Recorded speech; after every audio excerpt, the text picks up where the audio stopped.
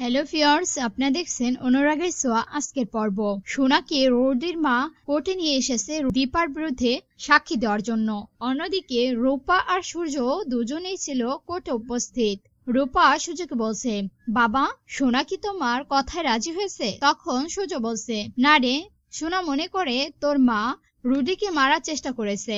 তোর মায়ের বিরুদ্ধে সোনা চলে গেছে, ও আমার কোনো কথাই শোনে না। তখন একটু পরেই রূপা তার একদিকে তাকিয়ে দেখে সোনা আরেকজনের সাথে একটি মহিলার সঙ্গে দাঁড়িয়ে আছে।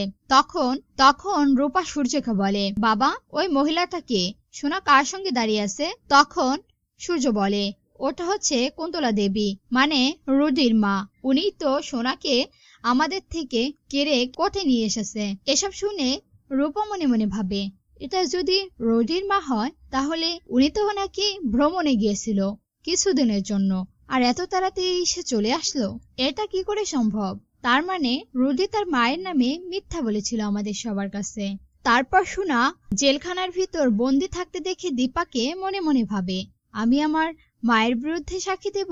যদি সাক্ষী দেই তাহলে তো আমার মায়ের সারা জীবন কারাদণ্ড হবে। আমি এটা কি করে করব? হ্যাঁ ভিউয়ার্স, অনুরাগের ছোঁয়ায় আমরা এসবই দেখতে চলেছি। তাহলে কি দীপার জন্য সোনার মনে একটু মায়া জাগবে, যার জন্য সোনা দীপার নামে মিথ্যা সাক্ষী দেবে না? চলুন সম্পূর্ণ ভিডিও দেখে জেনে নেব। আর এরকম নতুন নতুন এপিসোড পেতে আমাদের চ্যানেলটিকে সাবস্ক্রাইব করুন।